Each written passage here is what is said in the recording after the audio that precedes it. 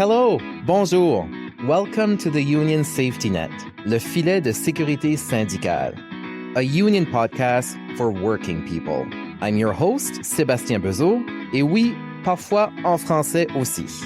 This podcast is hosted by the Union of Safety and Justice Employees, le syndicat des employés de la sécurité et de la justice. Join us for an informative discussion every month about issues currently affecting working people. On this bilingual episode of the Union Safety Net, we take a stroll down memory lane to find out how the Joint Learning Program came to fruition and what it has achieved in its 25 years of existence. Let's find out what the JLP is all about. Découvrons ensemble en quoi consiste le programme d'apprentissage mixte et ce qu'il a accompli au cours de ses 25 années d'existence. Avec moi, Catherine Gilbert, she's the co-director of the JLP, representing the union, the Public Service Alliance of Canada. I'm also joined by Roxane Lépine. She is the co-director of the JLP, representing the employer, the Treasury Board of the Canada Secretariat. And finally, let me try to contain my excitement here. We have Nicole Turmel, the first woman to be elected as the president, the national president of the Public Service Alliance of Canada, a former member of parliament and interim NDP leader, and one of the original creators of the JLP. We're truly grateful to have her share her personal experience with our listeners. Outre son engagement au sein de la FPC, Madame Turmel a été élue députée fédérale du nouveau Parti démocratique en 2011 et elle a occupé le poste de chef intérimaire du parti de 2011 à 2012. Il est vraiment impressionnant qu'elle a été à la fois présidente d'un syndicat national et députée du NPD. Madame Gilbert, Lépine et Turmel, bienvenue au filet de sécurité syndicale. Ça nous fait plaisir. Merci Sébastien de nous accueillir. Thank you so much. It's such a pleasure. Of course, je vais commencer avec vous, Madame Turmel. Pouvez-vous nous expliquer comment le programme d'apprentissage mixte a vu jour? C'est intéressant, c'est parce que c'est des idées qui se font ailleurs. Les métallos, entre autres, l'avaient à ce moment-là. Et on était dans une impasse. On était en grève. L'employeur ne voulait pas céder. Il y avait eu des offres monétaires, mais c'était pas suffisant. Et nous, quand on s'est réunis un petit groupe, je dirais 3 personnes, pour parler d'idées, comment on pourrait régler ce problème-là, on s'est dit, le seul moyen, il faut que ça atteigne toutes les équipes, toutes les tables de négociation. Et c'est là qu'est venue l'idée du programme de formation. Parce que c'était un besoin, c'était reconnu. On mentionnait la commission Fryer. C'était reconnu qu'il fallait qu'il y ait de la formation donnée dans la fonction publique. Fait que l'idée est là, on l'a présentée à Mme Robillard et Mme Robillard a accepté de tester le programme. Fait qu'on a eu le projet pilote. Okay, interesting. So it came out from the Steelworkers Union, who already had it in place. And then you mentioned there were 3 people in the PSAC who thought you needed to have this. So we have to give them credit. Can you mention who those 3 people were? And again, can you explain what was the need of the Joint Learning Program? Why did the Steelworkers establish that in the first place? Bien, premièrement, c'était Steve Gelé, qui travaillait dans mon bureau, et Sarah Bélanger. Donc, on était toutes les 3, on travaillait sur ça. Et on réalisait qu'il y avait un besoin dans le milieu de travail. Mm-hmm. Les métallos l'avaient pour d'autres choses, du côté mécanique, côté des choses. Nous, c'était pour les besoins de travailler avec les directeurs, éviter les griefs et comprendre la convention collective. Et on réalisait autant l'employeur, au niveau local, régional, national, autant les employés, les exécutifs ne comprenaient pas. Mm-hmm. On disait, si on réussissait à régler ça, ça serait un gros morceau dans la fonction publique. Wow, that was a big piece to improve working conditions. Because like you just mentioned, there was a lot of people needed to be educated on the process of collective agreement, understanding the collective agreement, the processes and grievances, and that was the need of the JLP. But Catherine and Roxane, let's turn to both of you then. Now that Nicole explained to us how it came about, sell it to us. What's your elevator pitch? That's a really good question. Now you better have a good pitch. Yeah. Nicole is right next to you here. I know. The bar is high. So it's something that we've struggled with at times because, as you can imagine, it's a very unique way of doing things and it's a very unique program. So it's difficult for us to just have that one-liner But if I had to explain the JLP very quickly, I'll try. I would say it revolves around the 3 Ps. The 3 Ps are the values of the JLP. And at its core, the JLP is about partnership and parity, where union and management comes together as equals. The second P is it's people-centered. And it's also focusing on positive learning, creating safe, engaging space where real dialogue can take place in the workplace. Okay. We also lean into play because, let's face it, learning sticks better when you have fun. Yes. And when it's interactive. Right. And everything we do is grounded on purpose, meaning that it's connecting directly to real workplace realities. And finally, promotion, showcasing the uniqueness of the program. So these are the 6 Ps of the JLP.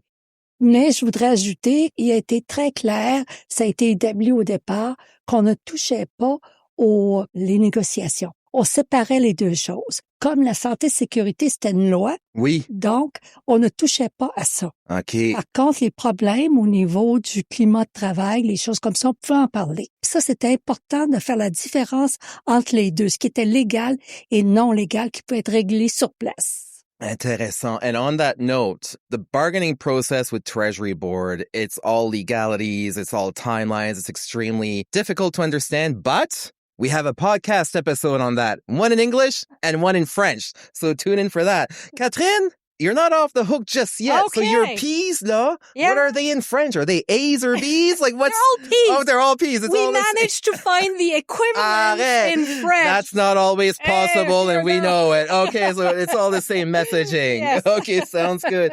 Now, Madame Tourmel, vous avez mentionné que lorsque vous avez créé le programme d'apprentissage mixte, c'était un projet pilote. Mais là, on célèbre le 25e anniversaire du projet pilote. Ça continue. Qu'est-ce que vous en pensez? Ce que j'en pense, c'est extraordinaire, encore aujourd'hui. Maintenant, à ce moment-là, c'est que c'est un projet pilote et l'employeur ne voulait pas le renouveler. Il se disait, ben c'est terminé, on l'a essayé, c'est correct.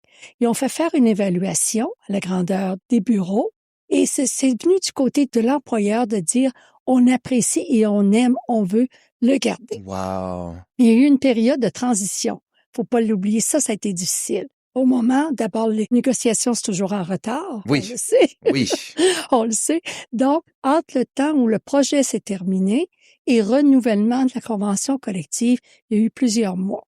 Fait que ça a apporté des problèmes administratifs, financiers, mais on voit aujourd'hui le résultat. Tout le monde a des deux côtés ont mis la main à la pâte, comme on dit parfois, et réglé les problèmes. I mean, it's incredible. There was a pilot project and that when they reviewed it, that the managers on the employer side could see the benefit of it. And 25 years later, we're here and we do have a representative on the employer sitting at this table as well. So it goes a long way and demonstrates that there's a need for it. So let's talk a bit more on how things have changed. Comment voyez-vous que les choses ont évolué au fil des ans, Madame Tourmel, en ce qui a trait comme en termes des ateliers proposés à l'époque et comment est-ce que le programme a été dispensé? Bien, c'est important qu'il y ait des deux côtés, l'employeur et le syndicat. Ça, c'est une chose qu'on a maintenue et bravo. Oui. Ensuite, l'autre chose, c'était les griefs en premier, comprendre la convention collective. Et plusieurs ateliers se sont ajoutés pour des besoins du temps, que ce soit au niveau de l'équité, au niveau de... Je les cherche, là. Oui, mais Catherine et Roxane, ils vont... Harcèlement. C'est ça, il y a tellement de choses. Oui. Puis il y a même eu une entente avec les autres syndicats, parce que c'était l'Alliance qui avait négocié ça. Et finalement, il y a eu une entente avec les autres syndicats pour les introduire. Au début, on disait, oui, s'il y a de la place. Deuxièmement, ils doivent payer leur part. Mais ça a été réglé, puis je pense que tout le monde participe, puis c'est bien. So, Catherine and Roxanne, after listening to Nicole, can you describe how things have evolved? What workshops are being delivered now and in what format? And what's one of your more powerful workshops? Probably the biggest change was in 2020 with the virtual offering. So prior to 2020, all of the workshops were done in person. But you started before COVID though, right? Oh, yeah. That's good for you. We've been at it for a while, but in 2020, because of COVID, we needed to switch gears and be able to continue offering these learning opportunities to all of the workplaces. So we pivoted quite quickly into this virtual offering. And at the very beginning, we were offering it via teleconference until Teams came along. Now we continue to deliver in those two formats. So as Nicole said earlier, we've continued to have things on the collective agreement. We talk about labor management. We'll talk about respecting differences, anti-discrimination. We'll also look at mental health, something that was newly introduced in 2013. And then we'll also talk about preventing harassment and violence in the workplace. How do you develop these courses? Like, how do you come up with that? So usually it's about what the needs are in the workplace. So we'll have people that come to us to say, hey, this would be interesting in our workplace. We need more information on this. We also have our governance committee or steering committee that will also be in the workplace and let us know these subject matters, these topics would be important for the workplace to be learning about together. So this is how they come about. Anything you want to add, Catherine? One thing, Nicole made reference to the fact that the JLP started off with offering a learning in area where the employer didn't have a legal obligation. And in the last 5 years, the JLP has evolved. And now we offer something very unique. We delivered the only harmonized workshop for members of occupational health and safety committees across the federal public service. Wow. It's a 2-day in-person basic training that covers the essential, like, what are the legal obligation, roles and responsibility, hazard prevention. Right to refuse and safe work. All of that. But what really sets this training apart is that beyond theory, it's designed to build the skills, to build the confidence for members of committee to actively engage in protecting the health and the safety of their workplace. So far, more than 2,000 people have participated in that training. And, the feedback we receive is really telling. And I'm going to read for you one quote from one of the participants that really illustrate the feeling of participants coming out of that training. And this person has said, even after more than 5 years on an OSH committee, I didn't realize how much I didn't know. Now I feel more prepared in my role and have access to multiple tools and resources to better fulfill my committee responsibilities. Amazing. So this is essentially the sense and the feeling that people have when they leave the workshop. Well, I'm sure, when you talk to someone over the phone, you can tell if they're smiling. Well, I'm definite confident that our listeners can hear your smile when you talk, all of you, about the JLP, how you're passionate about it, but how you can see the concrete results that it delivers. And that's a big motivation. Now, switching to French, pensez-vous que les représentants de l'employeur et ceux du syndicat travaillent toujours dans le même esprit de collaboration pour offrir ce programme d'apprentissage novateur à leurs employés et aux nôtres? Je vais commencer. Clairement, le PAM repose fondamentalement sur la collaboration patronale syndicale. Les demandes d'ateliers doivent nous être soumises après le fruit d'une entente conjointe entre les représentants du syndicat et de l'employeur qui, ensemble, s'entendent qu'il y a un besoin et font appel au PAM. En moyenne, on reçoit près de 600 demandes d'ateliers par année. Ça veut dire qu'au moins 1200 personnes ont pris le temps de se parler et de s'entendre pour confirmer que oui, on a besoin du PAM dans notre milieu de travail. Évidemment, la qualité des relations patronales syndicales, ça varie d'un milieu à l'autre. C'est pas étonnant. Hein?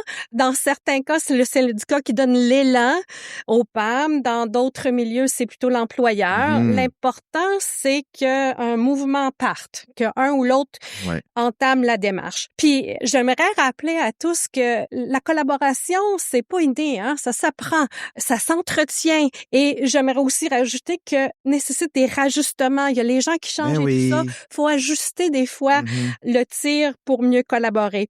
Une chose est certaine, ce qu'on remarque au PAM, dans la mesure où les gens se respectent, où il y a une ouverture au dialogue de part et d'autre, c'est vraiment les ingrédients nécessaires pour la collaboration syndicale patronale. Et là où les sections locales sont peut-être un peu moins actives, il arrive parfois que l'employeur prend plus de place. Et dans ces situations-là, on encourage vraiment les représentants syndicaux à prendre leur place, à exercer leur pouvoir de suggestion. Hein? Ouais. Et les représentants, vous avez ce pouvoir-là de Ouais. suggérer pour propulser le PAM dans vos milieux de travail. On sait que tout le monde est bien occupé, puis que la collaboration parfois comporte des défis, mais c'est le pilier du PAM. Et j'ai la prétention aussi de dire que grâce aux relations positives qui se développent grâce au PAM, que parfois ça déborde dans les autres sphères de la collaboration patronale syndicale. Si c'est pas le cas, du moins c'est ce qu'on souhaite, que ça déborde, qu'on ait des belles expériences à travers le PAM et que ça nous amène à mieux travailler ensemble par la suite. Anything you'd like to add to that, Roxanne? Yeah, and often it's just a question that you don't understand what the program's all about and how to go about it. So that's what we are realizing too. So we like to work with both parties to help them out. Sometimes we've got the employer coming to us saying, I have no clue who my union is in my home department. So we help them out to find those people. We're there to support. That's what we really want to do. We want people to take the opportunities that the program has to offer so that they can better their workplace. And what we've realized is when both parties work together, wow, it's like game changer. So And it does happen. Yeah, it's happening now. It's happening in various workplaces. It's not uncommon. I like to say that we're a matchmaker. Okay, we'll leave it there. Now, the big question is, who can take part in these workshops? And how, if I want to take part in a workshop, can I, if I'm just a PSAC member, any member of the core public administration, who can take part in these workshops? So maybe I'll start off with that. So short answer, both management and unions representing employees of the core Federal Public Service Administration. Okay. And as Nicole mentioned, since the 2011 round of bargaining, the JLP is open to all of the unions in the federal public service. In a nutshell, all unionized employees, their supervisor, can together participate in all of the JLP learning. That's terrific. Awesome. Now, if you want to play an active role within the JLP, so Catherine, if I want your job, or, you know, if someone on the employer side wants your job, Roxanne, how do they take it? How do they get involved? We're not leaving our jobs. So. We love the JLP. We do. Try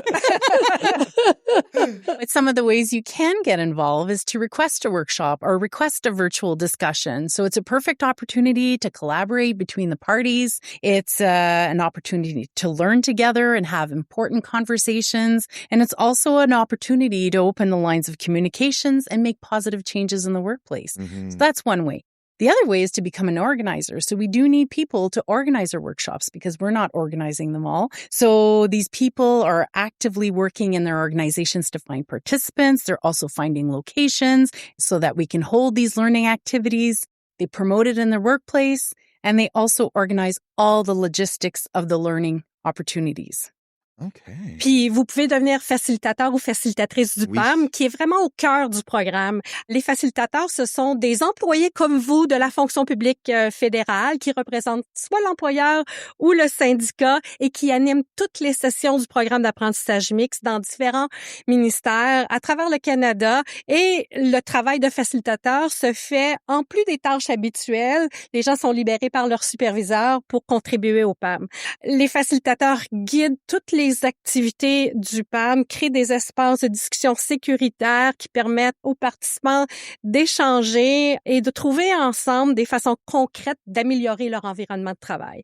Comme j'ai mentionné un peu plus tôt, le PAM aussi offre la formation en santé et sécurité au travail dans les différentes régions au pays. Si vous êtes un membre de comité santé et sécurité, vous pouvez vous inscrire individuellement sur le site web du PAM. Il y a un calendrier qui est présentement en ligne qui vous permet de vous joindre.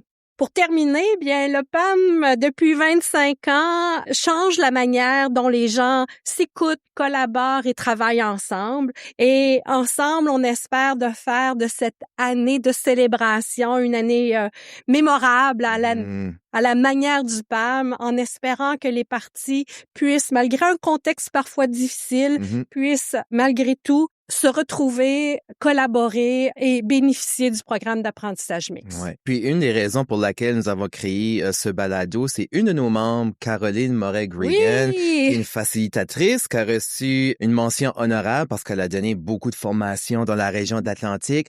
C'est elle qui avait suggéré qu'on fasse un balado sur le PAM. Puis lorsque j'ai discuté avec Catherine, qui m'a éduqué on célébrait le 25e anniversaire au mois de janvier, c'était une raison excellente de faire le retour sur le PAM. Madame Turmel, pour célébrer le 25e anniversaire, on a eu une conversation avec vous, Catherine et Roxane. Un mot de la fin pour refléter sur le PAM? Je dirais que je suis très fière de penser qu'une petite idée a abouti au résultat qu'on a présentement et que ça l'a continué. Mm-hmm. Et que ça améliore le climat de travail, ça améliore l'ambiance, ça aide les deux parties et c'est un succès quand on pense à l'envergure du gouvernement de réussir à faire ça. Et j'en suis très fière. Moi, je suis très contente que Nicole m'ait embauchée il y a de cela près de 25 ans à la FPC et je pense que mon parcours devait m'amener au PAM. Donc, merci d'avoir créé le PAM, et de m'avoir embauchée et de m'avoir offert cette opportunité-là. So to our listeners, thank you for joining us on this episode of the Union Safety Net. Madame Nicole Turmel, Catherine Gilbert, Roxane Lépine, thank you for taking the time to share the 25th anniversary of the Joint Learning Program. Again, if you want to learn more about the Joint Learning Program, we will have their website in our podcast notes. If you want to learn about the process on bargaining with Treasury Board, look at our other podcast episode. Thank you for tuning in, and we'll hear from you next month. Merci. Thank you for joining me for this episode of the Union Safety Net, le filet de sécurité syndicale, a union podcast created by USJE for working people. If you have any feedback on today's episode or would like to suggest a topic you want us to cover, please reach out on social media platforms. We love to hear from our listeners. I'm your host, Sébastien Bezeau, and I hope you'll join us next month for another episode of the Union Safety Net, le filet de sécurité syndicale.